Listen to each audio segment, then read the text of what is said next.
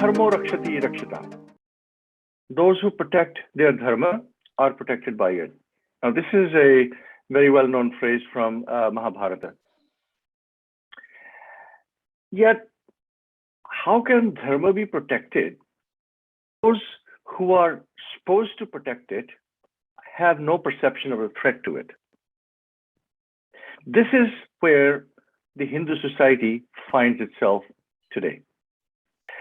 And excuses that are offered are many. Most of them are grossly inane, and I'll just share two or three. So the first one is, we are 80% supermajority in Bharat, and how can we possibly be under existential threat? The second one is even more inane. We are Sanatana Dharma, eternal system of truth. How can it possibly be destroyed? We have endured 1,000 years of butchery and slavery and subjugation. How can it happen today? Now, the third one comes from the diaspora, often said, left unsaid, but I think the undercurrent is there, which says we are so professionally and financially successful. How can possibly be under a threat? So it's against this backdrop that today's panel has been organized. The question we explore is, why is protecting Hindu Dharma a civilizational imperative, given the geopolitical and media environment that is intensely hostile to our way of thinking, our way of living, our way of being? And what would be the role of Hindutva in such a context? Welcome to the concluding session to cap our 7-day conference, which started on October 16th and featured more than 24 highly prominent scholars and intellectuals of global prominence. Today's session is no exception. Our esteemed panelists, Major General GD Bakshi and Pushpendra Kulshrestha, are here, and they need really no introduction to our participants. However, tradition demands that I say a few words to welcome them. So with that, let me just very briefly introduce our esteemed panelists. General GD Bakshi is a retired Indian Army officer. He was awarded the Vishisht Seva Medal for commanding a battalion in the Kargil War. Later, he was awarded the Sena Medal for distinguished service in commanding a battalion during counter-insurgency drives. He has served 2 tenures at the Directorate General of Military Operations and is an expert in information warfare and psychological operations. He is a popular speaker on news channels across Bharat and in fact, across the world. And he provides views on various topics related to military, defense, and geopolitics. Our second panelist, Shri Pushpendra Kulshrestha, also does not need much introduction to this audience. He's a senior Indian journalist. He was an executive editor and India head of the AAJ News of Pakistan, believe it or not. In fact, I didn't believe it until I read it. He has worked with Sahara News, BBC World, and Zee News, serving in various positions, and he resigned in 2017. He is known for his unflinching support of the revocation of Article 370 and 35A because he believes they are hindrance to integration of Kashmir into Bharat. He speaks passionately on these subjects, particularly on the subject of Kashmir conflict, rehabilitation of Kashmiri Hindus in Kashmir Valley, Islamic extremism, and Islamic terrorism. With that, I will turn the panel over to our panelists. First, General Bakshi will give us his perspective on this subject, and then Pushpendra ji will come along and fill us in on his part of the details. So each of you, sirs, have 25 minutes. We typically, have 20-minute open comments, But since this is the last panel and we have only one panel today, we have a little bit more flexibility. So kindly take your time, about 25 minutes each, and give us your perspectives on these important subjects. Over to you, sir. Thank you. Thank you so very much for having me. Can you hear me? Am I audible? Yes, Yes, you please. are. Yes, you are, indeed. Thank you. God bless you. Thank you so very much for having me on this very distinguished panel discussion. And the timing, I think, are most apt. The timings are most consequential and needed. I, as a military historian, would like to state unequivocally that the Indian civilizational entity, the Indic civilization per se, has never been under greater threat than it is today. When you see in terms of the geopolitical scenario, we always had the combination of China and Pakistan, which is today taken the form of a quasi alliance, a very, very virulent form, a very, very high grade threat, a high profile threat.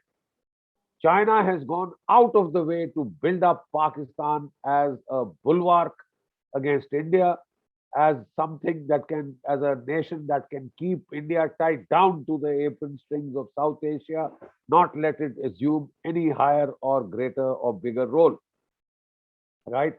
And to that extent, they funded the nuclear program of Pakistan. They gave the first four, they gave the design of the atom bomb. They gave the plutonium for the first four bombs. They tested the first Pakistani bomb in Lopnor in Xinjiang. So I mean, so that is the level of collusion.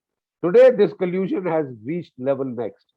So we had this primary threat of China, ably colluded to and supported by Pakistan.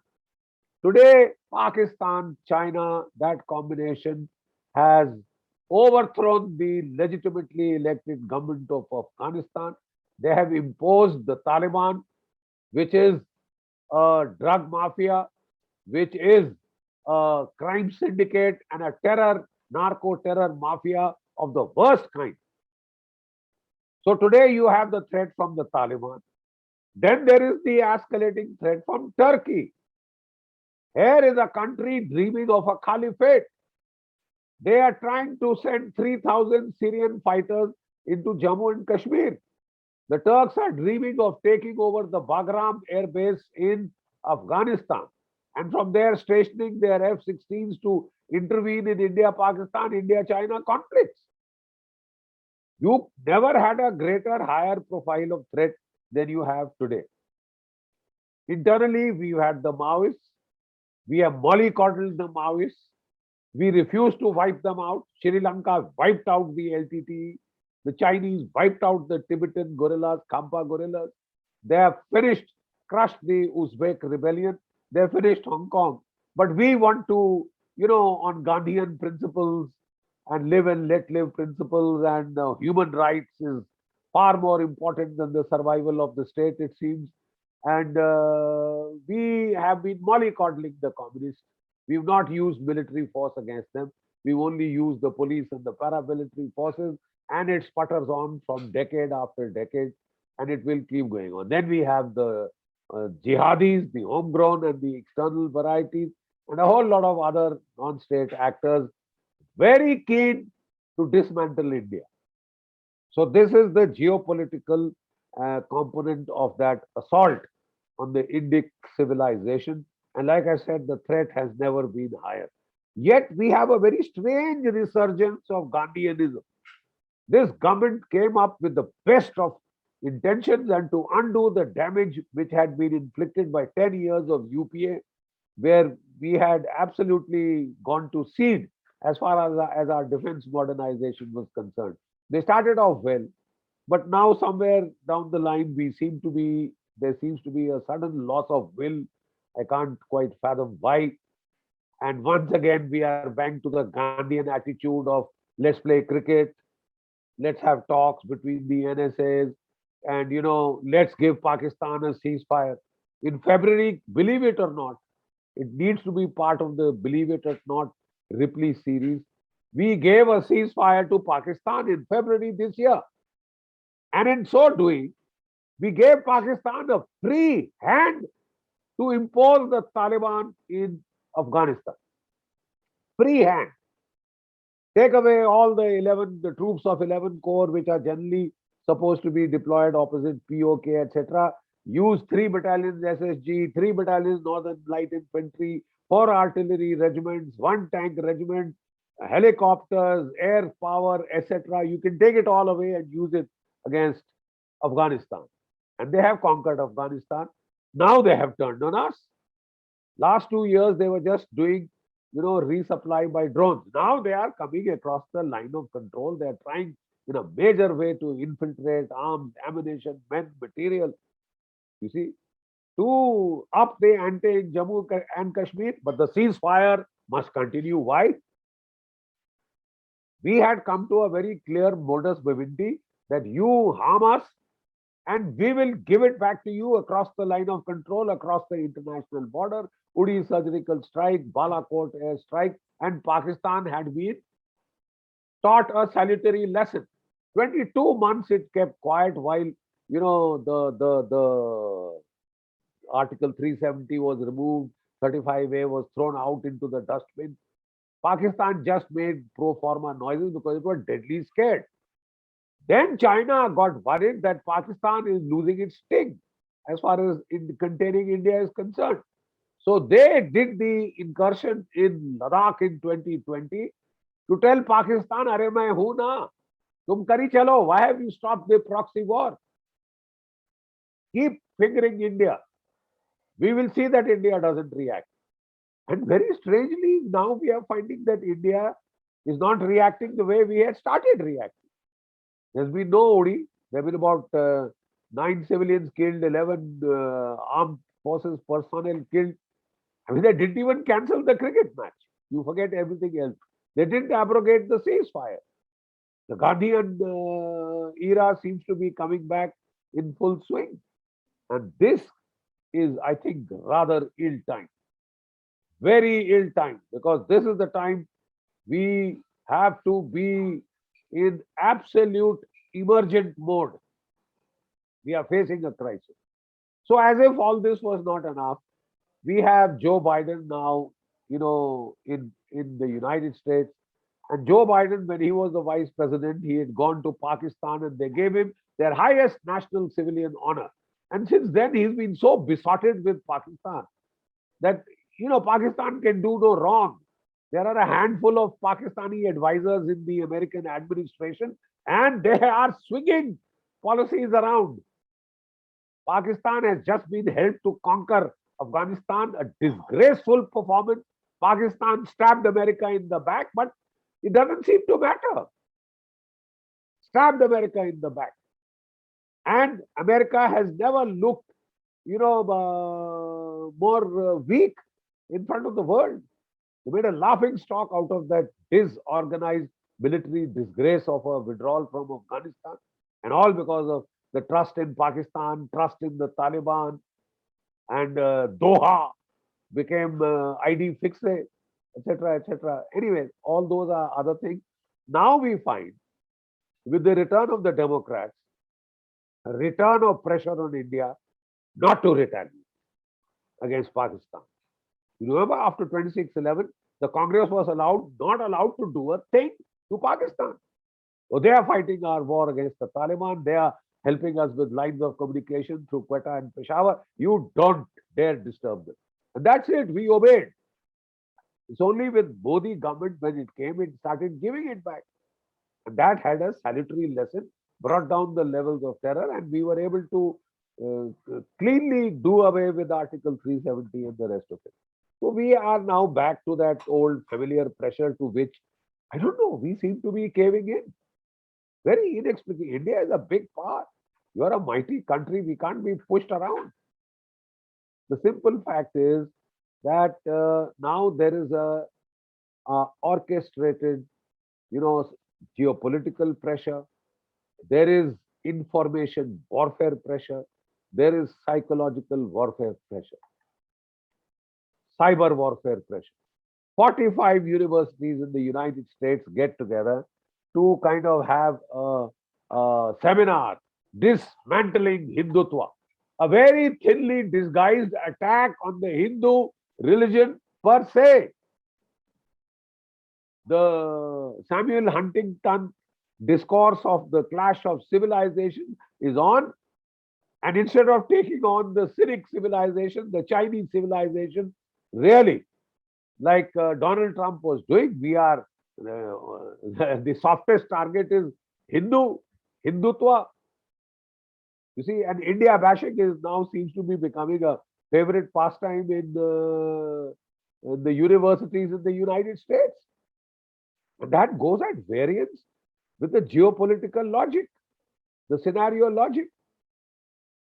If the United States is serious about countering the rising and aggressive power of China, China has already got the largest navy in the world, overtaken the United States Navy. It has 350 ships to the US is about 280 odd capital battleships and aircraft carriers. They are building hypersonic missiles. Their technology is advancing by leaps and bounds. They are going into artificial intelligence. They are going into outer space, shooting down this thing to counter the American 11 aircraft carrier battle groups, which in 1995 had sent the shiver of God up China's back when it was trying to get aggressive with Taiwan. 5 carrier battle groups had sailed into the Pacific, into Taiwan. And that had put an end to all Chinese truculence. So the Chinese decided never again, and they have now built the Dongfeng 21D missiles for area denial access control.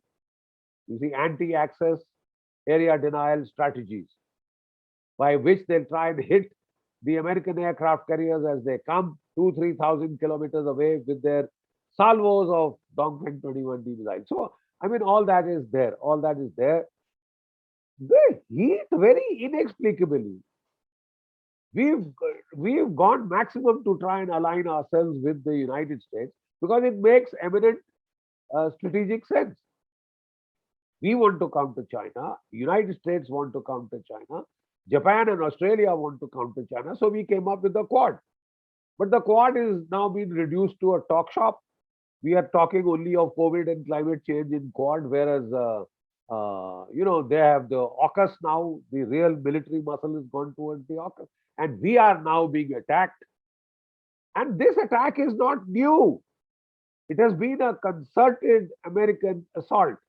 It started with your atrocity literature, which they used to demonize. This has been used against India so specifically. All our counter-terror campaigns, insurgency campaigns, Punjab, J&K have been hampered by demonizing the Indian armed forces, accusing them of atrocities, this and that, and trying to slow down our operations, give a reprieve to the terrorists. It's very strange. Not let India hit back, holding back India, pressurizing India, atrocity kind of accusations, you see. And then, of course, we had even earlier, the critical theory, then the entire ecosystem of the leftist cabal, which was running the Indic studies, Oriental studies in the United States, was absolutely downright hostile. Then came postmodernism, feminism, etc., etc. And we have Pollock Sheldon, and his henchmen, his sepoys, as Rajiv Malhotra calls them, intellectual sepoys, who've been talking of caste, who's been caste atrocities, toxic literature. Ramayana is toxic, and the Mahabharata is toxic, and they are anti-feminine, they are misogynists of the highest order. Do everything, give the dog a bad name, and then kill him. So let me be now, let me be quite candid. We are under assault, and if we do not wake up to this reality, we could endanger our very existence. The point is the kind of poo-pooing attitude which Bansal Saab was talking about. Oh, how can it happen? Excuse me, sir. It will happen because those who do not learn from history are condemned to repeat it. All right? They are condemned to repeat it. 6 to 8 centuries, from the 10th century onward, you faced one invasion after another. You faced the genocide of the Hindus, and about 100 million Hindus have been slaughtered in this period of 10th to the 16th century. Slaughtered. It is about 100 times worse than the Jewish Holocaust. Yet nobody talks of a Hindu Holocaust. We only hear of a Jewish Holocaust because we are very keen to paper over Vasudhaiva Kutumbakam, etc., etc., etc. We had our temples destroyed, our cities razed, our women raped, carried off and sold into the brothels of Bukhara and Samarkand and Kabul bazaars. All our gold, Sone ki chidiya, your gold was taken away and looted, carried to Afghanistan, carried to Iran, carried to Uzbekistan, Tajikistan, wherever. And at the end of it, what is the lesson we have learned from our history? Gandhianism. Turn the other cheek. We are a civilization based on ahimsa. Who told you? Have you read the Vedas? The Vedas talk of the Dasha Rajan Yuddha. The Vedas talk of the 20 Rajan Yuddha, Dwadash Rajan Yuddha. Major war, 60,000 killed. Okay? We are a ahimsa civilization. Gandhi is our credo. We are descendants of Buddha. We have been waging peace. You've been getting raped. That's your problem. And you are shameless. You want to deny it. You want to deny it. You know, ahimsa, parmo, dharma is the central credo of the Indic civilization, we are told. Who told you? Where does this shloka come from? It comes from the Mahabharata. All right? And you know, you are only told the first half of this shloka. Ahimsa, parmo, dharma. Do you know what is the second half of this shloka? Dharma, hinsa, tatha vacha. Ahimsa is parmo dharma, but hinsa, violence in the defense of dharma is superior. Don't twist. You see, there is spin doctrine. We are being taught our own Vedas, right? We are being taught how toxic the Ramayana is, how misogynist the Ramayana is. Give us a break. We all know when the women got voting rights in the West. We've been having republics in India from the times of the Buddha and earlier, Ganarajyas. We've been electing our representatives. And yet today, you know, we are the civilization under most direct attack. Rig Veda. You know, there are two ways, paksha pratipaksha. One way, you see, I served as Brigadier General Staff, Information Warfare and Psychological Operations in Jammu and Kashmir, by the way. So I know what information warfare are about. I know what spin doctrine is all about. I know what constructing narratives is all about. I know what inducing guilt is all about. I know what atrocity literature is all about. But what we learned in Jammu and Kashmir was that the other side indulges in excellent propaganda, atrocity accusations. The Americans back them, the human rights, human watch, this, that, every organization backs them. The Pakistanis have used tanks, aircraft, jet fighters to destroy the Pashtuns. Have you heard a squeak about human rights? A squeak about human rights in Balochistan? A squeak about human rights in Tibet? A squeak about what the Russians have done in Chechnya? What the Americans themselves have done in Iraq and Afghanistan? The only country that is the prime assault of human rights is a bunch of ninnies who are prepared to be pushed.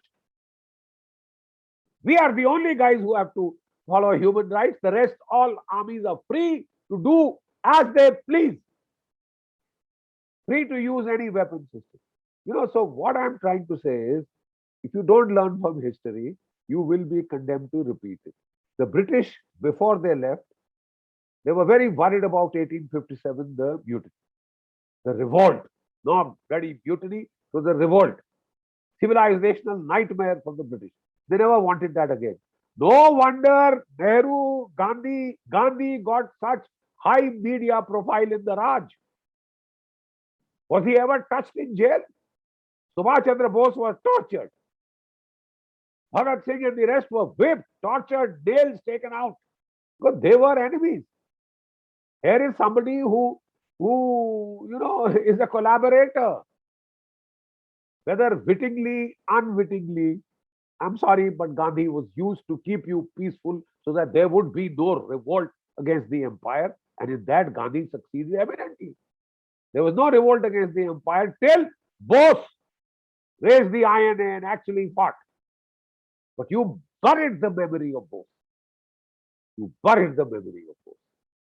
You buried the memory of the INA. Do you know that out of 60,000 INA, 26,000 were killed, and today there is not one memorial to them? Hopefully it is changing. This government has sanctioned a war memorial for the INA in front of the Red Fort. So we have to wake up, smell the coffee. You are under concerted 360 degrees assault. Geopolitically, from every single geopolitical direction, intellectually, information attack-wise, psychologically, under pressure, and the battle of narratives is on. They are trying their best to paint you into colors, and people like George Soros is willing to spend billions of dollars to destabilize whatever strong government comes up in New Delhi. And we get frightened, we get a little bit of this push. Look at the way the present dispensation was demonized in the United States. When the Congress was there, there was a whole slew of investigations, this, that, atrocity, accusations, propaganda, painting in the vilest of colors. And now they are saying dismantling Hindutva. Now they have come out in the open. They don't talk of dismantling the Communist Party of China, but they talk of dismantling Hindutva. Whereas all logic dictates that if America has to fight China, it has to have India on its side. There are two major powers in Asia that can balance China: India, Japan. You want to now focus all negative energies against India, weaken the Indian state. We are not being sold, any F-35 stealth fighters. We are not being sold any nuclear submarines. They are being sold to Australia. F-35s are going to Japan, not to India. They want to give you legacy fighters, keep you a notch below Pakistan. You see? So I think we have to wake up and smell the coffee. You are a nuclear power. That's all the bad news. Let me give you the good news. Stand up, arise, awake. You see, that's what Swami Vivekananda had said. We are a nation of 1.4 billion people. We have the world's youngest population. 50% of Indians are below the age of 25. Today, India has the second largest army. Any day we can increase it to 1.5 times the army of China. We have that much young manpower, youthful manpower. We don't have single child norms, single child families. That guy doesn't fight. He's a princeling. He's spoiled. We have multi-children families, and our boys have shaken up the Chinese when we had that little fracas in Galwan. The Chinese have also been shaken up. India has the 4th largest air force, 5th largest navy. If America will not give us weapons, high-tech, cutting-edge weapons, we can buy it from Russia, we can buy it from France. We are buying S-400s from Russia, and they are saying they want to impose sanctions on us. So how do we defend ourselves? If we have friends like this, very frankly, we don't need enemies. And what is our diaspora? Yeah.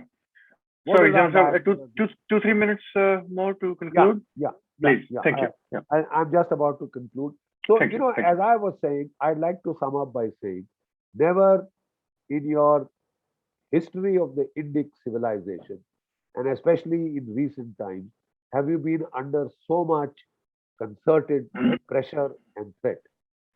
The external environment is increasingly getting hostile. There is China, Pakistan, Taliban, Turkey, right? There is China trying to surround you with the string of pearls.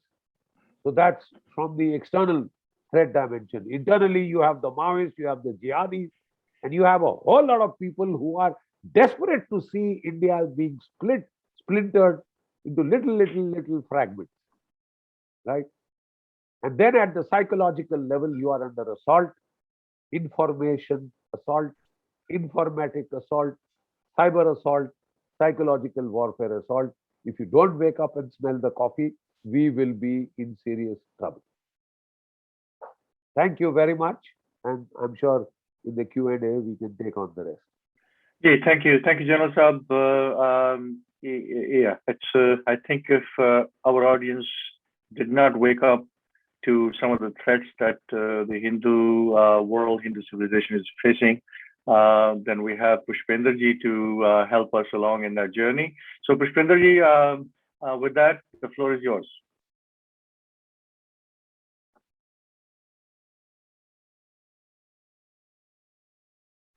Sorry, you're on mute, Pushpendra ji.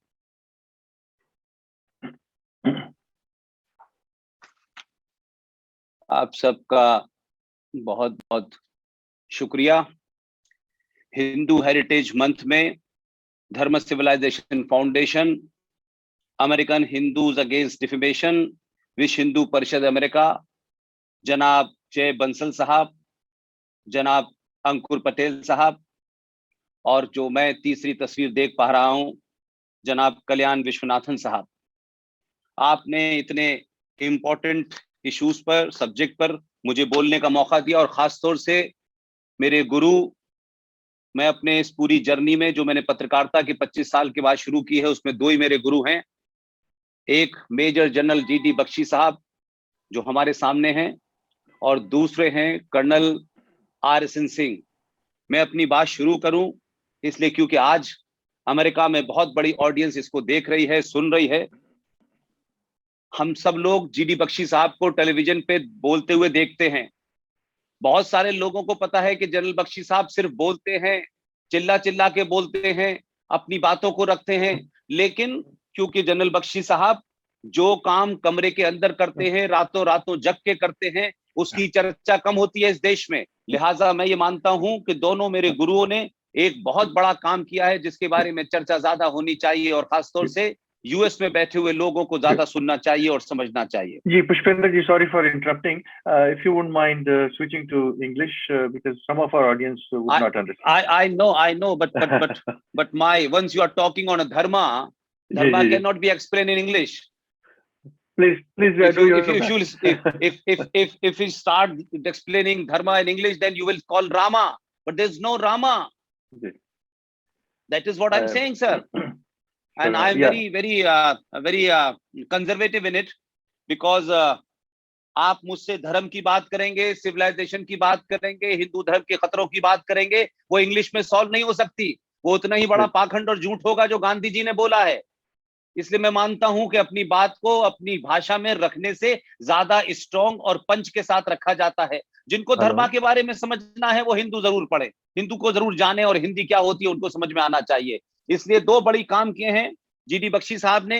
हाल के दिनों में एक किताब लिखी है, Saraswati civilisation, और अभी एक किताब जिसको मैंने पढ़ा है, उस किताब का नाम है the quantum book of Soma, reinterpretation of the wisdom of the Vedas. ये किताब GD बख्शी साहब ने लिखी है, और दूसरे मेरे गुरु कर्नल RSN सिंह साहब ने लिखी है। इन दो किताबों के अंदर एक चीज मजा समझ में आती है कि GD बख्शी साहब ने सिविलाइजेशन के अलावा हमारे वेद क्या हैं, पुराण क्या हैं, उसमें क्या साइंस थी, इसका इसमें बहुत गहराई से अध्ययन किया, डिटेल में इसको बताया है।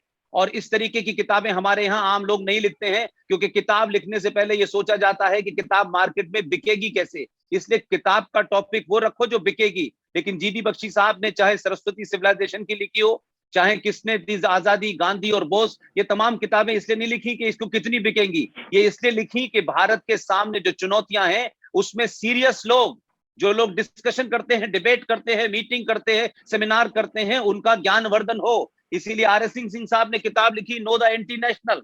जो बात अभी जीडी बख्शी साहब ने रखी वो आपने एक्सटर्नल थ्रेट्स की बात की है। What I am trying to do, I will try my level best to put my word. What are the internal challenges? The internal challenge is not before the country. The internal challenge before the nation. There is a lot of difference between the country and the nation. और हम धर्म के बारे में भी हमने गलत परिभाषा बना रखी है, इसलिए हम कंफ्यूज हैं, दुनिया कंफ्यूज नहीं है। इसलिए मैं मानता हूं कि जब डिसमेंटलिंग ऑफ हिंदुत्व की बात हो रही हो, और वो भी उस वक्त हो रही हो जब 9/11 की बरसी मनाई जा रही हो, उसकी याद में 20-25 साल 30 साल हो गए हो, ऐसे में dismantling of Islamic barbaric civilization के बारे में बात होनी चाहिए थी, लेकिन लोगों को डाइवर्ट करना है अटेंशन, तो डिसमेंटलिंग ऑफ हिंदू की बात हो रही है। इसलिए मैं अपनी बात को इसलिए रखूंगा कि कुछ बात जीडी बख्शी साहब ने उठाई और कुछ लोगों को कंफ्यूजन है, और हिंदुस्तान में खास तौर से वी हिंदूज, वी सनातनी always be in an inferiority complex. We've been taught like that. So we do not know our past, what was our civilization, who was हमारे heroes. इसलिए इस देश में गांधी को आगे पढ़ा करके पूरी की पूरी जनरेशन को कावड़ बना दिया गया। सुभाष चंद्र बोस को नहीं लाए, सावरकर को नहीं लाए, छत्रपति शिवाजी को नहीं लाए, पटेल को नहीं लाए। तो these are the problems. That's why the whole generation from last 73 years suffering out of it. तो मैं ये मानता हूं कि जीडी बख्शी साहब ने जो बात कही, मैं उसको और उसको धार देना चाहता हूं। आपने कहा कि वेस्ट और खास तौर से यूएस ये तय करता है what is women lib. You are telling the word what is the definition of a women lib. Women lib का ये मतलब नहीं होता है कि औरत को आधे कपड़ों में उतार करके टीवी पे प्रोडक्ट बना के बेचो, ये वुमेन लिबरेशन नहीं है। हमको 73 साल हुए, we just got 370 years after got the independence, and 370 years India made a woman prime minister for 16 years. India made a woman president for 5 years. India made two women. One is the Dalit chief minister of this country, largest state of this country. India made a first Muslim chief minister in India, Mehbooba Mufti. This is our caliber. में लोग inferiority complex के शिकार हो सकते हैं because they colonial hangover से बाहर नहीं निकले हैं। वो समझते हैं कि इंग्लिश बोलने वाला सबसे सच्चा होता है। What I personally find after completing of my 25 years in the media, I find English में सबसे ज्यादा झूठ और सबसे ज्यादा मक्कारी होती है। The fake people are, they talk on English and they create a fear others. English people are very very gentle. No, I don't consider this narrative. What I'm saying, हमारे यहाँ आप बात करते हैं 244 साल हो गए अमेरिका को, एक भी लेडी को आप प्राइम मिनिस्टर प्रेसिडेंट नहीं बना पाए। 44 साल के बाद आपकी वुमेन लिबरेशन ये बताती है कि औरत को अमेरिका का, दुनिया का सबसे डेवलप्ड देश, उस काबिल नहीं समझता है कि उसको प्रेसिडेंट बनाया जाए। और हमने देखा कि 244 साल में आपने first time you made a black president of United state, Barack Obama. We are the people just after 370 years of our independence. K.R. Narayanan was a Dalit president. The present president of India, Ram Nath Kovind, is a Dalit. So our score is 100 times better than the best. So best should not teach us what is Hindutva or what is not Hindutva, what is terrorism or what not terrorism. हमको मालूम है कि जब तक आपका 9/11 नहीं हुआ था, 3,500 लोग नहीं मरे थे, तब तक आप टेररिज्म को, लॉ एंड ऑर्डर की बात करते थे। The day you get the taste of 9/11, then you start talking about the terrorism. Then you understand what terrorism. We are facing the terrorism for last 700 years. Not new for all of us.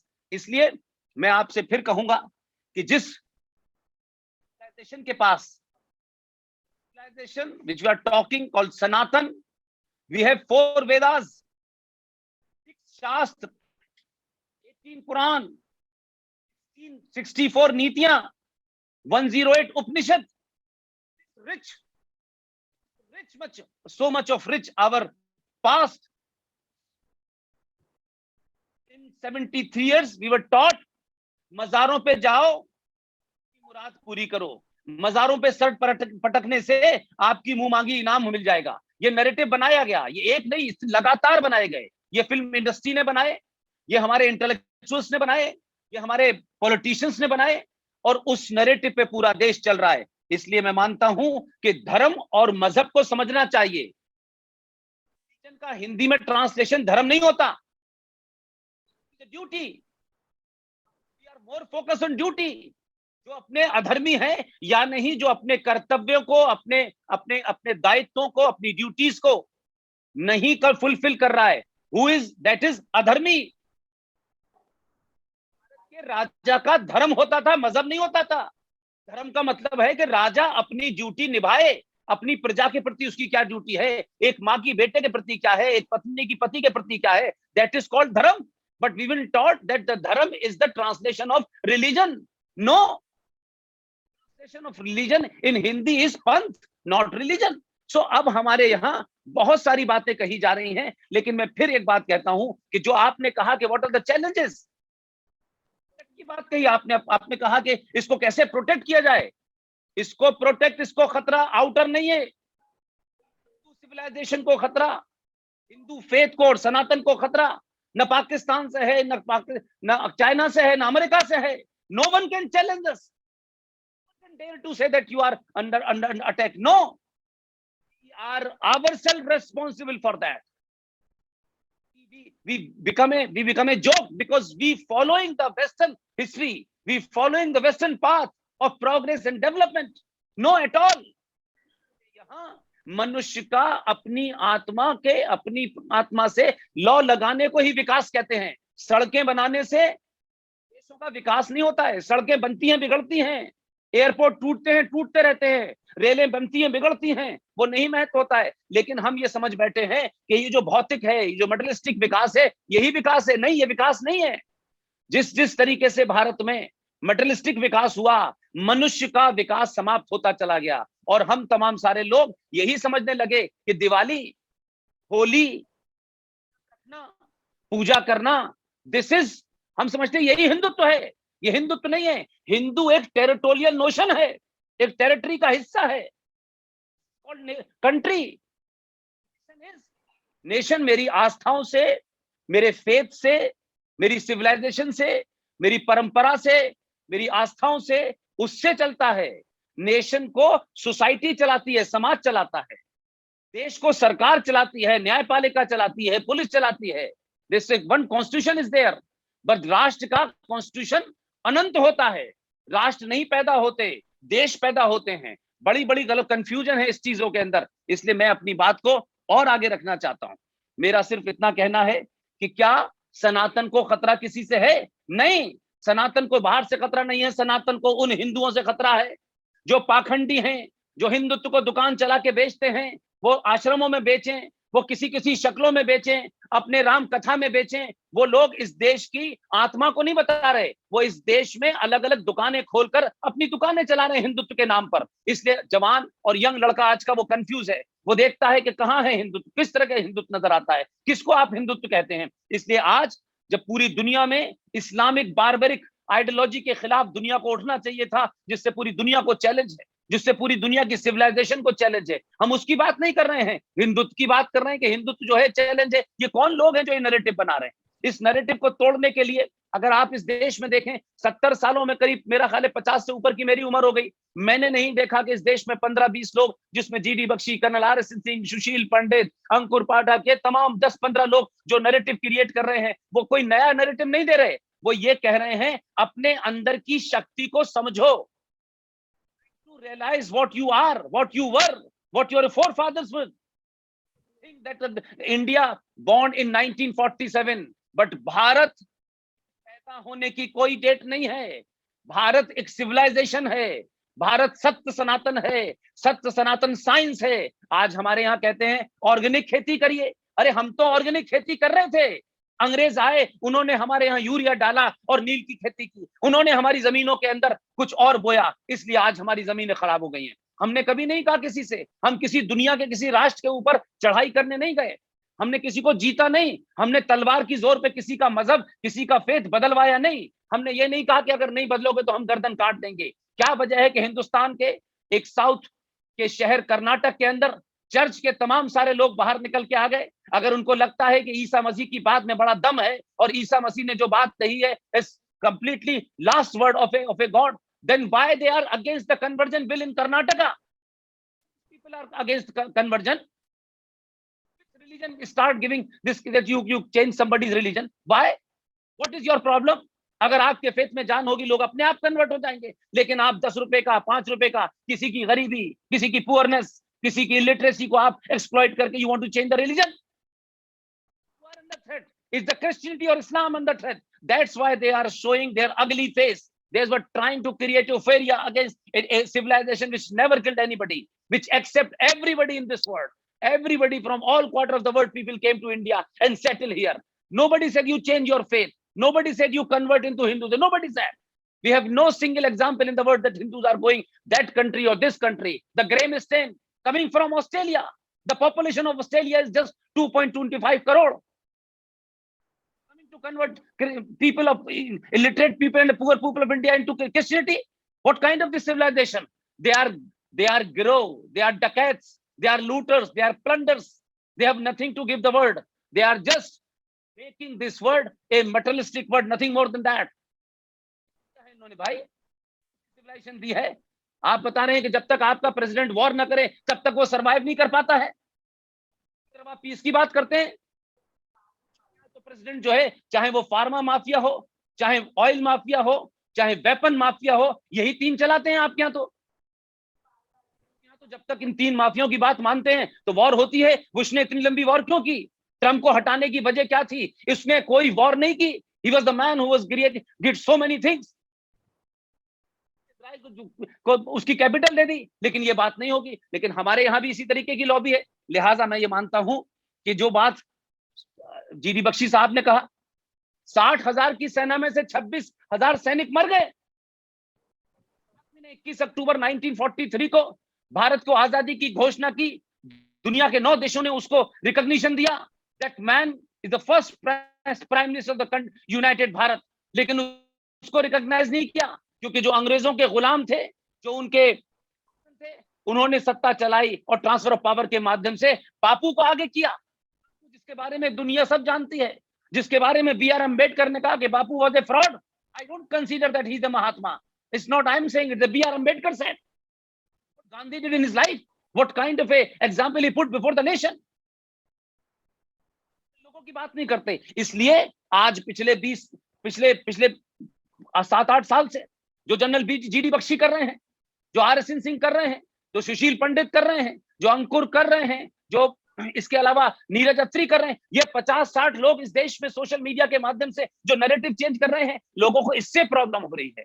People are worried. Civilization realize their potential, invest in their past, start thinking there. If the route goes, then our father of nation should be Ved Vyas. This fraud Gandhi. Very blunt on that. I can't describe more than these words. Unfortunately, this is Gandhi का अहिंसा ऐसे ही बिक रहा है जैसे आपके यहाँ की कोका कोला बिकता है. कोका कोला का मतलब होता है ठंडा. का फ्रॉड विज्ञापन ऐसे ही बिक रहा है, और क्योंकि उनको बेचना है, उनको आगे रखना है, हर सरकार की मजबूरी है, इसलिए हो रहा है. लेकिन सवाल यह है कि क्या गांधी को 100 करोड़ सनातनी हिंदू फादर ऑफ नेशन मानते हैं? भारत के किसी संविधान में उनको फादर ऑफ नेशन नहीं लिखा गया. RTI के माध्यम से कहा कि किसी ने नहीं कहा कि ये फादर ऑफ नेशन है, लेकिन चल रहा है. वैसे हमारे यहाँ संविधान की बहुत बात होती है, डॉक्यूमेंट की बहुत बात होती है, लेकिन कहीं नहीं लिखा कि Gandhi ji was father of nation. ये एक लोगों ने बना के थोप दिया कि हमने एक सिंबल रख दिया, बस हम यही करेंगे. लिहाजा आज 7-8 साल से जनरल GD बख्शी की आवाज, ये शेर की दहाड़ हिंदुस्तान के कॉलेज में, हिंदुस्तान के स्कूलों में, हिंदुस्तान की यूनिवर्सिटीज में लगातार लोग सुनते हैं, और लोगों को वो फैक्ट पता चलते हैं जो उनसे छुपाए गए. आप देखिए, ये किताब है, इस किताब का नाम है the future of Indian politics. This book written by none other than the president of Indian National Congress in 1992. Her name was Annie Besant. किताब में एनी बेसेंट लिखती हैं कि जब होम रूल की डिमांड हो रही थी, अंग्रेज जो बैकवर्ड थे, जो दलित थे, उनसे ये कहा करते थे कि तुम होम रूल की बात मत करो, अगर होम रूल होगा तो ब्राह्मण तुम्हारे ऊपर राज करेगा. ये एनी बेसेंट लिख रही है उन गोरों के बारे में जिन्हें आप जेंटलमैन कहते हैं, और जो जेंटलमैन खेल खेलते हैं उसे क्रिकेट कहते हैं. ये उन्होंने कहा है, मैंने नहीं कहा. This is the another book. This is the another book. These are the book. You should read. This is not written by any rightist. This book written by Sir C. Sankaran Nair. Sir C. Sankaran Nair, Indian National Congress president in 1897. He presided the Amravati Adveshan. 1897. He wrote this book. His book, the name of the book is Gandhi and Anarchy. Number 132. 13. Sankaran Nair आपके 132 number page पर appendix 13 में Annie Besant लिखती है 1921 का massacre बारे में गांधी ने जो चुप्पी साधी थी, गांधी खामोश रहे, चिल्ला चिल्ला के लोगों ने पूछा, कुछ बोले नहीं।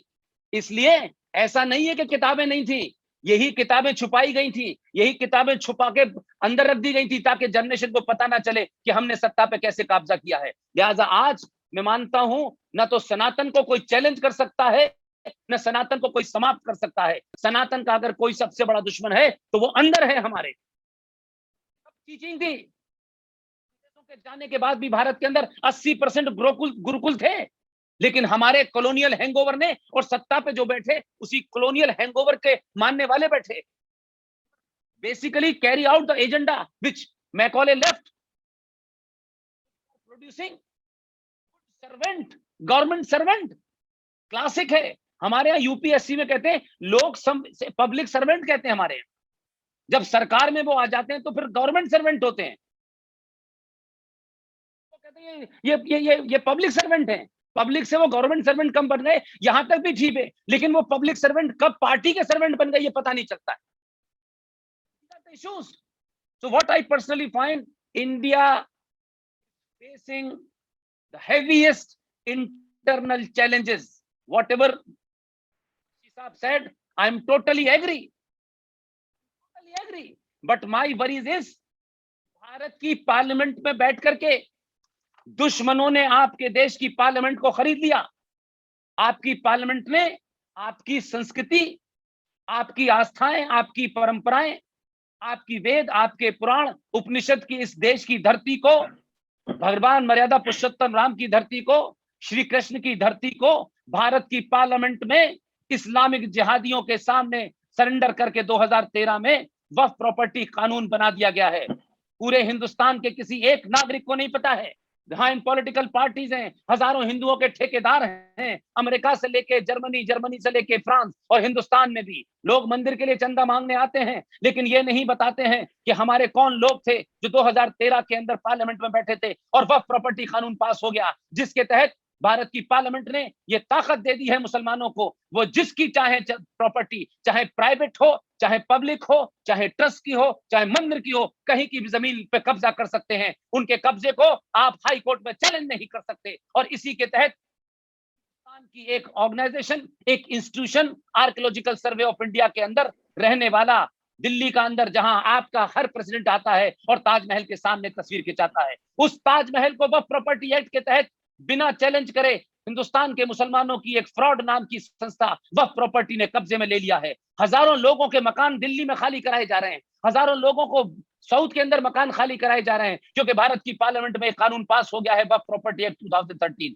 हमारे यहाँ 1991 में प्लेसेस ऑफ वर्शिप एक्ट 1991 हो गया है कि जो हजारों लाखों मंदिर हमारे तोड़े गए थे उनको कुचल करके वहां मजारें बना दी गई, वहां मस्जिदें बना दी गई। हमारी पार्लियामेंट में कानून पास हो गया कि उनको चैलेंज नहीं किया जा सकता है, कोई उनके खिलाफ लड़ाई नहीं लड़ सकता है। तो आप मुझे बताइए कि भारत को एक्सटर्नल थ्रेट है या इंटरनल थ्रेट है? हमारी थ्रेट अंदर है, हम जिम्मेदार हैं। जो हिंदू कहते हैं वो ज्यादा जिम्मेदार हैं। हिंदुओं को हिंदू होने के लिए दिवाली पे कौन सी पटाखा फूटेगा इसकी चिंता नहीं करनी चाहिए, उनको ये चिंता करनी चाहिए कि लाहौर में कौन सा पटाखा फूटेगा, इस्लामाबाद में कौन सा पटाखा फूटेगा। और ये पटाखे जब तक फूटते रहने चाहिए जब तक भारत के अंदर एक भी विदेशी ताकत भारत के किसी कोने में पटाखा फूटने की हिम्मत रखती हो। लिहाजा मैं आज भी मानता हूं और बार बार इस पे इंफेसिस करता हूं, ये अजीब गठजोड़ है, ये हमारे जितने भी सीनियर हैं उनका गठजोड़ है। एक तरफ जीडी बख्शी देश के सामने जो चैलेंजेस है खुल के बात करते हैं, उन्हें सत्ता का कोई लोभ नहीं है। हमारे यहाँ इंटेलेक्चुअल भी पैदा होते हैं, वो सरकार की कुछ ना कुछ चापलूसी करके कुछ उससे लेने के लिए पैदा होते हैं, इसलिए सही बात कहने की हिम्मत नहीं है। हजारों ब्यूरोक्रेट जो निकल जाते हैं नौकरी से, वो निकलने के बाद कोशिश करते हैं कि सरकार के अंदर उनको कोई पार्किंग मिल जाए, इसलिए सच कहने की हिम्मत नहीं है। जो सत्ता से दूर रहेगा, जो सत्ता के पास नहीं जाएगा, वो सच बोलेगा। ऐसे लोगों में जीडी बख्शी पैदा होते हैं, इसलिए लिखते हैं कि who gave birth to freedom of India is Gandhi और बोस। ये लिखने की हिम्मत होनी चाहिए, ये किसी आसान बात नहीं है। आर्मी में होना, आर्मी में तो बहुत लोग हैं मेडल जीते हैं, सच बात कहने की हिम्मत इन लोगों में है। और मुझे खुशी है कि मुझे जनरल जीडी बख्शी और कर्नल आर सिंह की वजह से मैं अपने प्रोफेशन को छोड़ के पिछले 5 साल से इन्हीं लोगों के साथ अपनी बात को रख रहा हूं। आपने मुझे बोलने का मौका दिया, जीडी बख्शी साहब के सामने दिया, ये और बड़ी बात है। बहुत बहुत शुक्रिया, thank you very much. Thank you, Pushpendra ji. Thank you, General Saab. Very enlightening conversations. So I have there are a number of questions in the Q&A box. I have a couple of questions that I like to raise with you, and then we'll take questions from Q&A box. And of course, my colleague Kalyan Vishwanath, he may have some questions from his side as well. So first of all, I guess I can put it to either one of you. A lot of your comments are really directed at what is happening in Bharat or around Bharat or to Bharat. Of course, our audiences, they have a lot of attachment with Bharat as such. However, they are here, and I was wondering if you can connect your, some of the issues that you have raised in few words. Major Saab, Major General Saab, if you could connect some of your comments with our audience, which is primarily from US and Canada, I would appreciate it.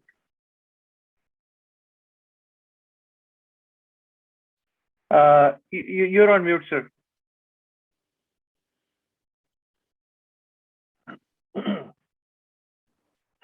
Yeah, am I audible? Yes, you are. Okay, so what I'd like to point out is a very strange anomaly. This year, the current year, was the anniversary of 9/11.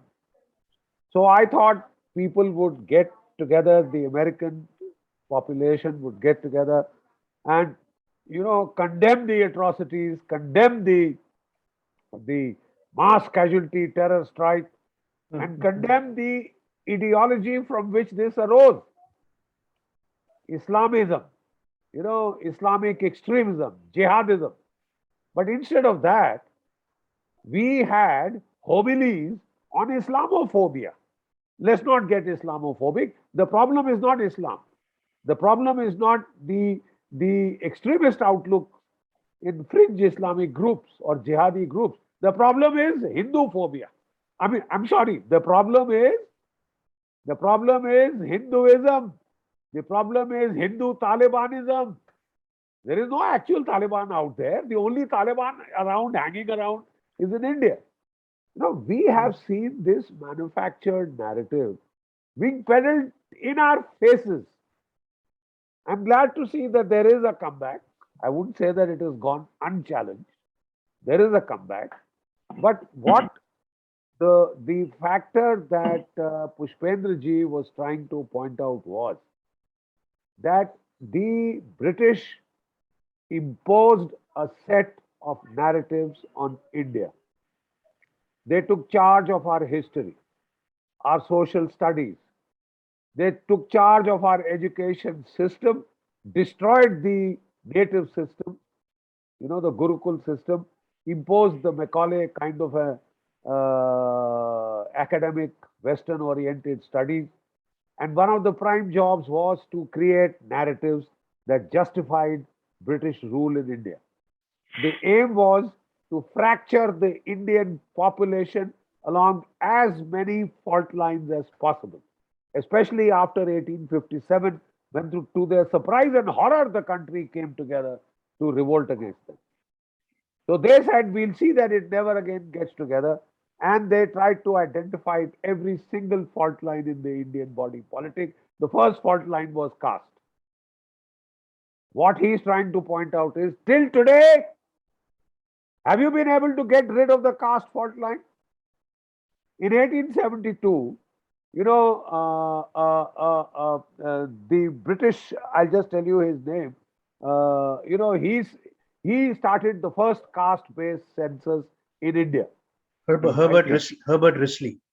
Risley started the first caste-based census in India, and Risley famously wrote that as long as there is caste, there will be no India.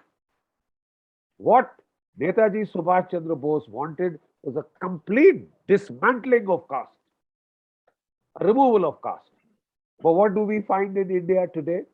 I'm sorry, the caste-based divisions have been deepened. You've given economic incentives now for caste. What was supposed to be, even as per Ambedkar, for 20, 30 years, a few decades, now seems to have been entrenched for the next 5,000 years. You are unable to think beyond the constructs of caste imposed upon you. You see, when a society modernizes, industrializes, urbanizes, the caste-based classification, segmentation are more the domain of rural agricultural societies. As India was transforming, caste was becoming irrelevant. Can you, in a crowded metro, ask somebody his caste unless you want to be socked on your nose? See, people are forgetting caste.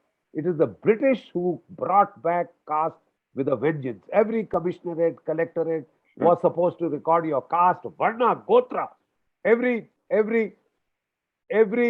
district gazetteer was supposed to be a repository of this caste-based information. Sure. And today, your political parties have taken to caste with a vengeance. They're trying to outdo one another in how much we can promote caste, how we can buy this caste, that caste. You have over 50% reservation. So now I would like to know who is the discriminated one. Till now, our brightest and the best were just driven out of the country, brain drain, induced brain drain, to go to the United States. As things start changing there and in Europe, people from outside will not be as welcome as they were. So our people thrived here, and from here they were able to look after their country. The diaspora was able to do, to a large extent, good things for their country. Now where will they go? Jump into the sea? Because you can't get rid of the entrenched caste narrative.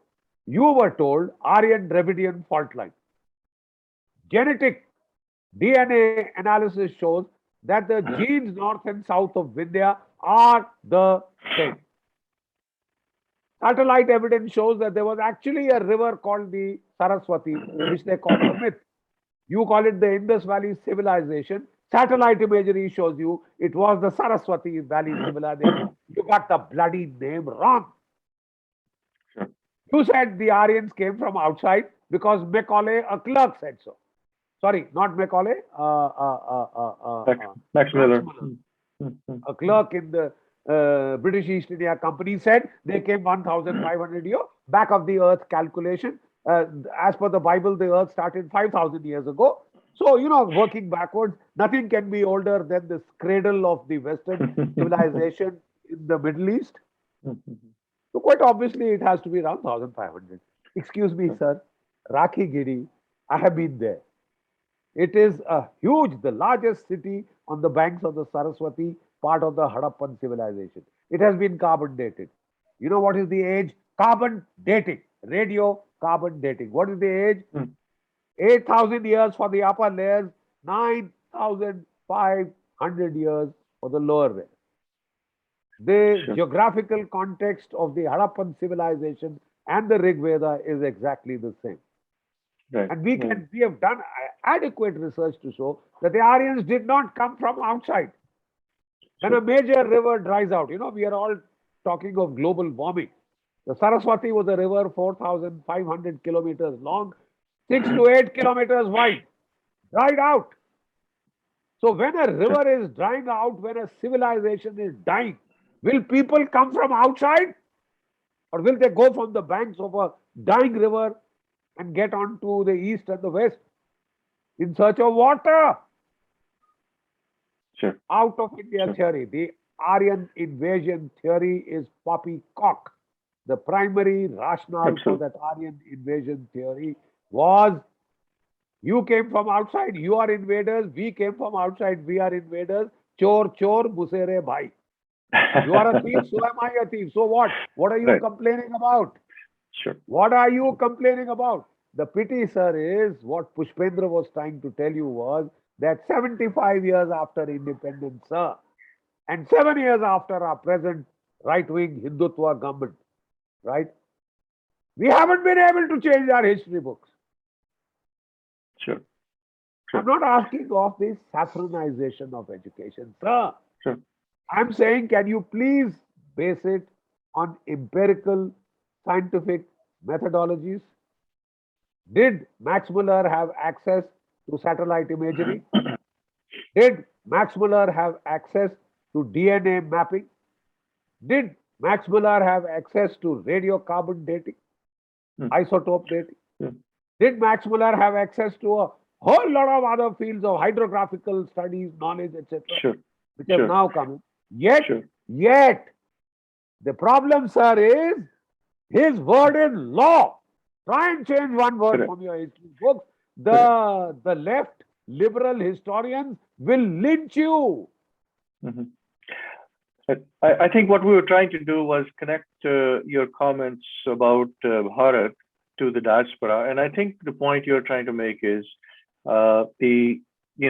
Bharat is really the fountain or the source of our civilization values. Whatever happens there has a direct effect on the diaspora. You talked about caste system. Obviously, as you well know, caste system is being used here to whip us into shape.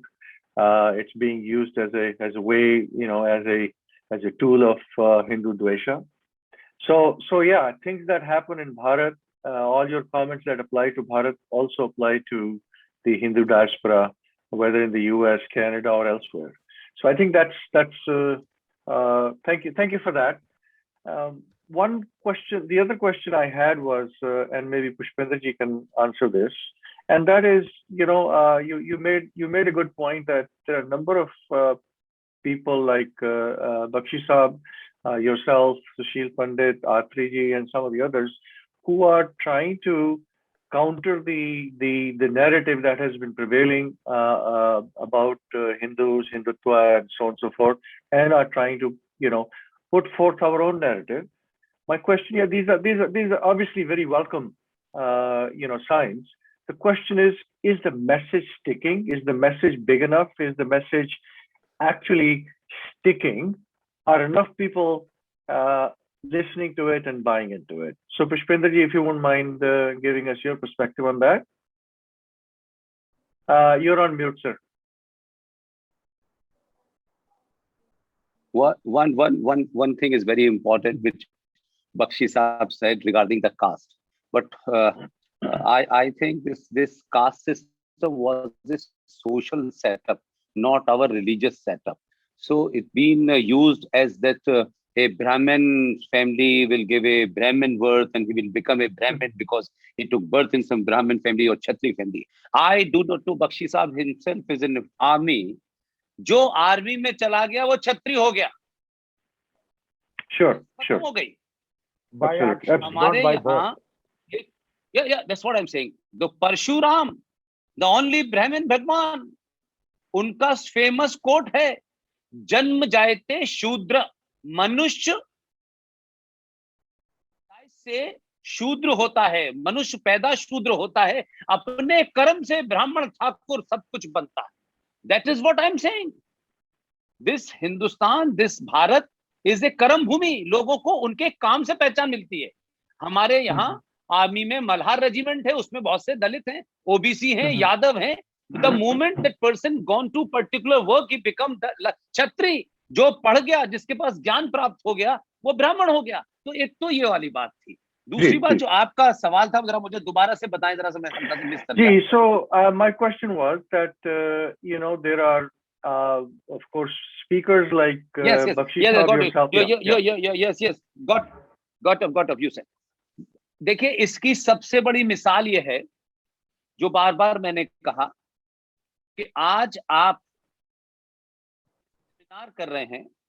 आज हमारी knowledge से, हमारे ज्ञान से, हमारी सभ्यता की root की तरफ जब हमने लौटना शुरू किया, अभी तो देश में 20-25 लोग बोल रहे हैं और हम अभी लौटे नहीं है।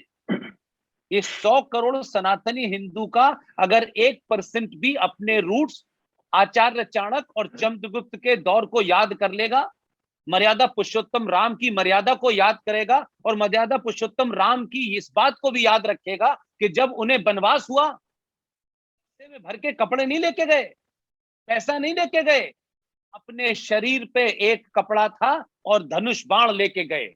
इसलिए जिस दिन ये तमाम ताकतें, मैं कहता हूं इस देश में 1 करोड़ जीडी बख्शी, RS सिंह, सुशील पंडित पैदा हो, ये हम सब की कोशिश है। और आपने जो पूछा कि ये पिक कर रहा है, यही वजह है।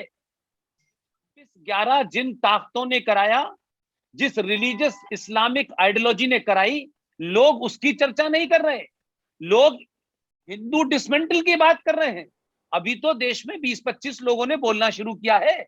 100 करोड़ में से जब बोलेंगे तो ये ताकतें जो कि कमजोर हो रही हैं, जिनका नैरेटिव एक्सपोज हो रहा है, जो पब्लिक में अपना मुंह नहीं खोल सकते, जो आपको सही बात नहीं कह सकते, इस देश के सनातनियों को सच बोलने की हिम्मत दिलाने के लिए मैं इन तमाम सारे लोगों का मुबारकबाद करता हूं। और ये बोल रहे हैं, इसीलिए तो ये ताकतें आपके खिलाफ षड्यंत्र कर रही हैं, कॉन्स्पिरेसी कर रही हैं कि हिंदुत्व को आप डिसमेंटल करने की बात कर रहे हैं। लिहाजा मैं ये मानता हूं, उनका डर पूरे हिंदू दुनिया की यूनिवर्सिटीज के अंदर डिसमेंटलिंग ऑफ हिंदू सेमिनार करना ही ये बताता है कि भारत में कम 25 लोगों ने इस पूरे चैलेंज के नैरेटिव को बदला है। और उससे वो इस बात से डर रही हैं कि अगर भारतीय सनातनी हिंदू समाज जग गया तो ये जो 2000 साल पुराना फ्रॉड और जो 1400 साल पुराना फ्रॉड है, ये कब समाप्त होंगे ये पता नहीं होगा। इसलिए मैं मानता हूं ये मैसेज बड़ा लाउड, बड़ा क्लियर, इंटेलेक्चुअली लॉजिक पे, रेफरेंस पे, डाटा के साथ जा रहा है। और भारतीय समाज, सनातनी हिंदू समाज जो सोया हुआ था, जिसको मूर्ख बनाया गया था, Akbar the great was a भगोड़ा, छत्रपति शिवाजी वाज ए कायर, he was a mountain rat.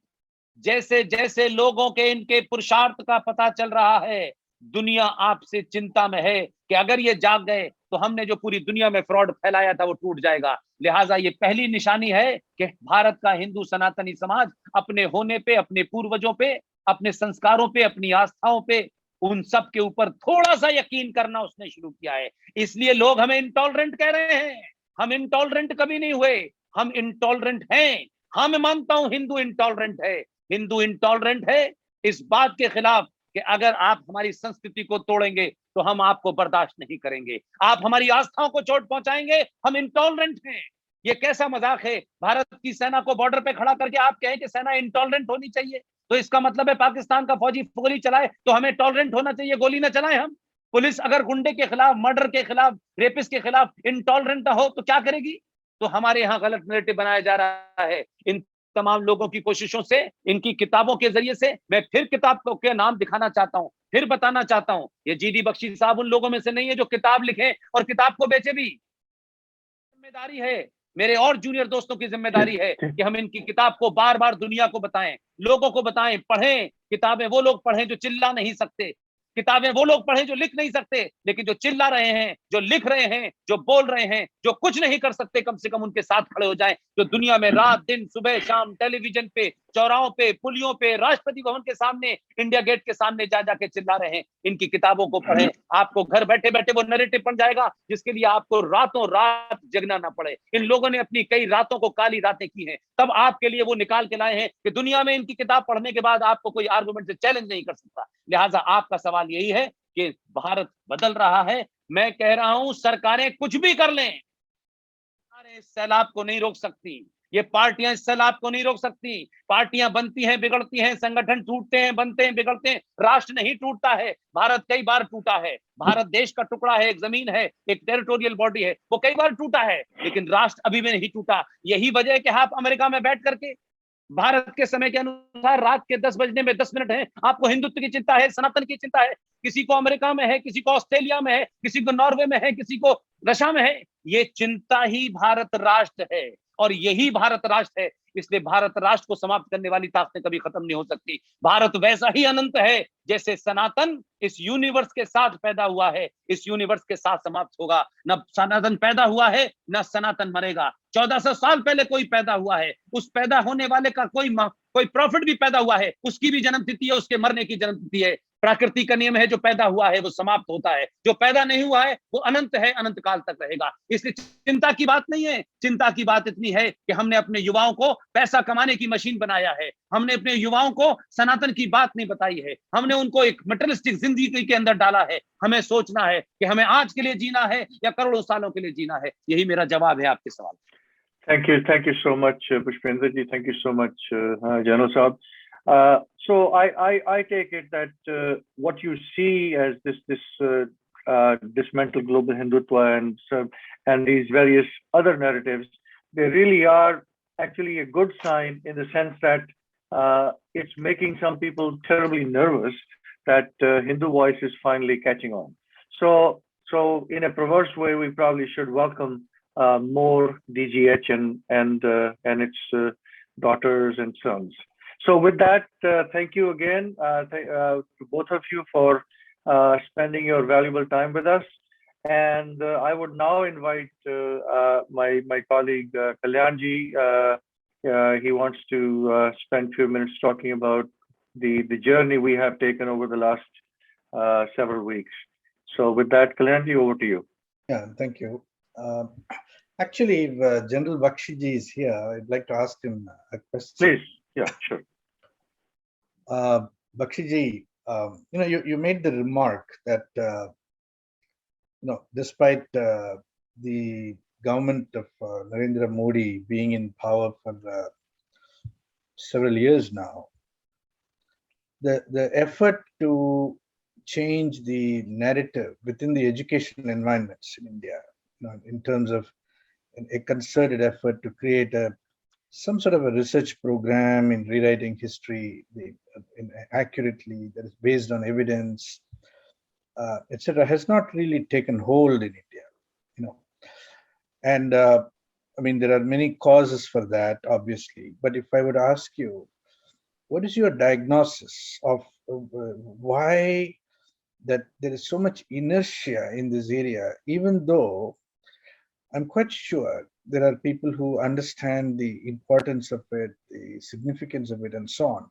What is your diagnosis of this matter? Yeah, I think a very pertinent question. My diagnosis is that your biggest stumbling block is your bureaucracy. And they think they from their side mean well. The bureaucrat passed his history exam, and history is a compulsory subject. Every single IAS, IFS, IPS guy who's there at the high positions of the high and mighty steel frame of the Indian Republic passed the history exams with his textbooks of Romila Thapar, with his textbooks of Irfan Habib, with the textbooks of R.S. Sharma and the rest of them. And those were, colonial historiography re-enshrined, repackaged in a leftist liberal garb, and they took it as their bounden duty to see to it that these blacks and browns do not change a word written by their their white masters. Right? Now, when a guy has passed his exam based upon, Romila Thapar as the Bible, quite obviously he tends to think, yeah, with every change of government, we can't have history books being changed. To that extent, he is right. And part of the fault lies with our, right wing, where we don't have much academic heft. Let me be blunt and straightforward. We don't have much academic heft, you see. And you need to have that research methodology in place. You need to have your methods in place, you see. I'm talking all this because I've done my MPhil, I've done my PhD, and I did my PhD post-retirement. But the fact is, most of our right-wing people who take up the causes, unfortunately, are not qualified. And then they get considered as riffraff, as rabble rousers, as Hyde Park auditors, etc., etc., etc., and not worth, the academic heft of being able to change history books. I've been talking to a lot of the bureaucracy I find in the problem. Because when I go, I have met successive human resource ministers. Bakshi ji, bilkul, bilkul, yes, yes, yes. I never got a no, but nothing got done. Then I realized the problem is the bureaucrat. And I Yeah. think we have to now tackle them. And they're also well-meaning people. I'm not Yeah. saying that they are the problem entirely, but a big part of the problem. Yeah. And that, you see, he has to be convinced that we are not, giving an ideological slant to history. Correct. So, We are saying, please go by facts. yeah, Please that's right. go by empirical research methodology. Please go by the mounting weight of scientific evidence. Right. When a lot of evidence piles up, then there has to be a paradigm shift. When a So, lot of evidence piled up in physics, we had quantum mechanics. correct. Because physics is out of the window. Yeah, yeah. So, have Bakshiji, to have- let me take this one more step, right? I mean, based on what you're just saying, is that see, I understand the bureaucratic resistance, inertia, and resistance to making changes in the history books on the basis of what they consider maybe perhaps to be ideologically driven history writing, which they don't want to encourage, which is understandable. Now, therefore, then the imperative then becomes, seeding and funding and creating such environments where the task of writing history authentically and revising and revisiting, re-examining what has already been written, and to understand the motivations behind those who wrote those particular kinds of history. That kind of research programs need to be seeded in order to create what you just called academic heft, in order to lay the groundwork for curricular changes within India, which might come in the wake of an appropriate level of history revision, history writing, authentic history writing, in the light of the mounting evidence, as you mentioned it. So even that has not adequately happened, has it? And why do you think that has not happened? No, and that's where the diaspora comes in. I'll revert a little bit to the question asked by Bansal Saab. What can the diaspora do? One hell of a lot. You see, the fact of the matter is, look back at your freedom struggle. The Hindustan Republican Army, the first planned revolt against the British post 1857, was planned in the United States. All right, in Canada. The Hindustan Andolan, etc., etc., and all these people were the children of that revolt. Unfortunately, the British intelligence had penetrated it very, very successfully, and that failed to take off. In the Second World War, that was First World War, and pre and during the First World War, they were able to crush that revolt of ours, right? Second World War, we had the diaspora in Southeast Asia. Do you know that the Azad Hind Fauj was heavily funded by the Southeast Asian diaspora? The women took off their Mangal Sutras, their gold and everything. Netaji was able to create his own bank, and he was able to create a 60,000 large, 3-division strong force, with the help of which 3 divisions of the Japanese, that means 50-50 ratio almost. He invaded India. He may have lost the battles of Imphal and Kohima, but as he very correctly envisaged, the very fact that Indians are fighting for India's freedom will create this thing. He won the war for India's independence, because when the officers were put on trial in the Red Fort, there was an explosion in the whole country. And in February 1946, very few people really know that there was a revolt in the Royal Indian Navy. So I am trying to point out the role of the diaspora in Malaysia, in Singapore, in Burma, in Indonesia. They are the people who almost, and let me tell you bluntly, I have studied the transfer of power archives in London. We've gone through them with a tooth comb. They were declassified only in 1977. So how can the histories written before 1977 by Bipin Chandra and gang claim to be, the last word in everything, when you did study the primary sources, the British top secret documents now available to us?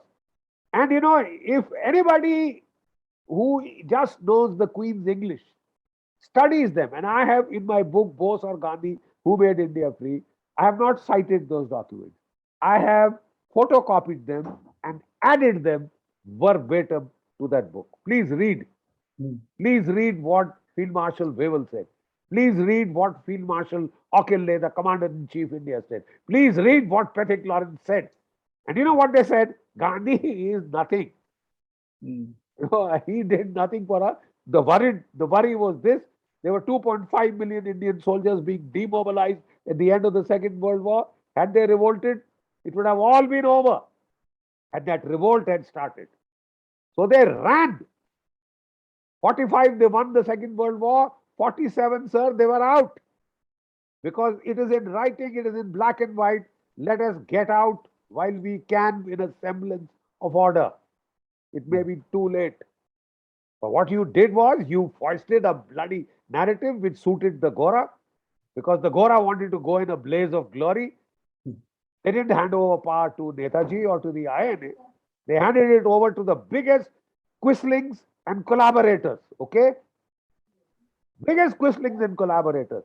And those collaborators made sure that the British oriented narratives, how benign the British were, how good, my God, they gave us railways. My God, they welded us together. We were never a nation state. Any Hindu who sits on a puja, you know how he starts? You know, Jambu Dweepe, Bharat, Khande. You are telling me there was no idea of India? Give us a break. Foisted narrative, they went in a blaze of glory. How wrong it was for Netaji to take the support of Hitler. What did the British do? 6 famines. In the last famine in Bengal, 44, 43, 44, 3.5 million Indians were killed. If you count the total 6 famines, we lost about 12 million Indians, which is worse than the Jewish Holocaust. But the history is changed. They have been painted in angelic colors. They gifted the empire to you. Because Gandhi fasted, because Nehru fasted, the British wept copious tears. And they left out of just sheer grace. They gifted your independence to you. My foot, out of 60,000 men, 26,000 men, 44% of the INA died fighting. Please understand that figure. So what I'm trying to say is, but I'll just quickly relate it. Give me half a second more. I relate it to what what the diaspora can do now. The Indian diaspora is our, very frankly, creme de la creme. The caste-based junked education system, which was anti-merit, drove out all merit, has driven all merit to the United States and to Europe. We would want this merit, which is quite financially sound, well off, one of the richest communities in the United States, to now fund chairs of excellence in India, oversee their working. You have the financial whip, oversee their working and see that empirical research is done, scientific research is done, methodological research is done. And not people who got 30% marks, but they want to be the highest, authorities, and they want reservations in promotions also. You can expect nothing of value from such people. Good. You will have to fund merit. You will have to fund merit. You will have to set up universities outside the government system. Universities with heft. With heft. So the government system is caught up in the parameters of constraints of its own set of parameters.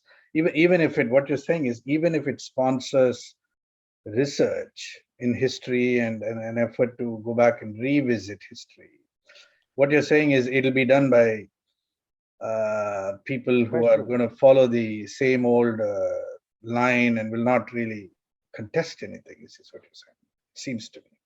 So outside the government system is where the action is likely to come, if at all. That's look, let me give you examples. I said there is a need to militarize the Indian ethic. We are facing the highest levels of military threat: China, Pakistan, Taliban, Turkey. We need to militarize the Indian ethic. At least teach them their post-independence history, military history. So I went to the information broadcasting minister, Bakshi ji, बैठिए आइए. Very good. Yes, sir. Yes, sir. Go to that secretary. Go to that secretary. I did the merry-go-round for 2 years. Nothing. I went to the private sector. Arnab Goswami now runs his own TV channel. Right. I told him this whole story that how 10 years I've been trying to get this thing project through. It's not happened. He said, sir, I'll do it.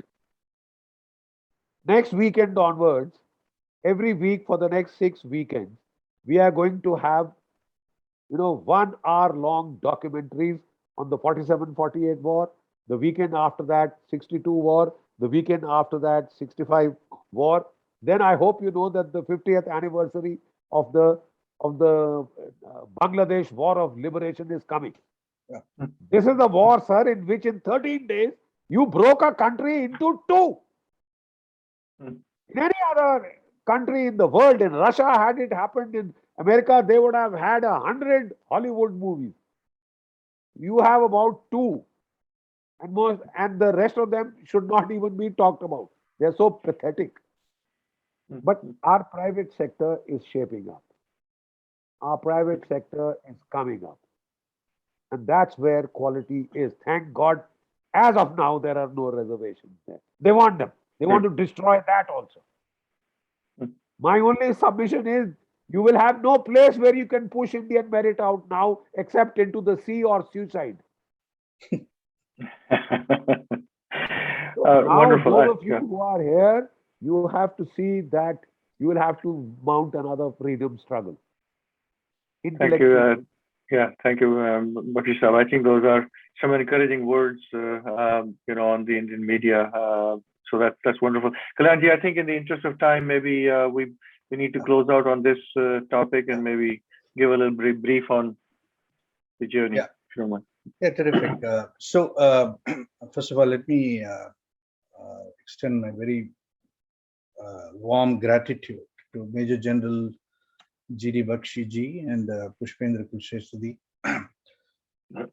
You brought a lot of passion to the conversation today, and maybe the takeaway for us, listening to you, and the constraints that Bharat has created for itself in terms of its bureaucracy and its recent history. We here in the diaspora can play a constructive role in perhaps, enabling a research program of some kind that produces consistently high quality historical research. And I would say that whatever we can do to constitute such a program, bring together a group of committed, high quality historiographers who can work together on a program over a period of time. This is not something that will happen overnight, but over time, maybe start to set the academic narrative, at least provide an alternate point of view and expose the false assumptions that underlay much of the history writing in the last, particularly 70 years after independence. That may be a very worthwhile and important contribution that an institution like Hindu University of America can make. And Bakshiji, I think I will take that as the message from your talk today, and maybe put our heads together to see what we can do in that regard. So as I said, thank you so much, Pushpendra Kulshrestha ji and General GD Bakshi. We have had 4 weekends of conversations and dialogues. And today we are going to bring this Hindu Heritage Month to a close. It has been 4 weekends of pretty engaging, very inspiring conversations with a number of different people. I'm not going to name every person who participated, but all the recordings of these talks will be available will be made available on our websites. We're also going to transcribe these talks and then hopefully create some kind of a booklet, a monograph of some kind that remembers this event, the Hindu Heritage Month event, and this particular conference, virtual conference, which we titled Hindu Dharma, Hindutva, and Hindu Dvesha.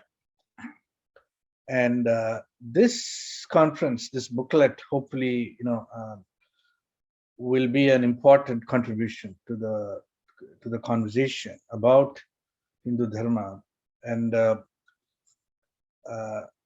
be available for future generations who get frequently confused and gaslighted by the relentless attacking and critiquing of the leftist community, both in the West as well as in India.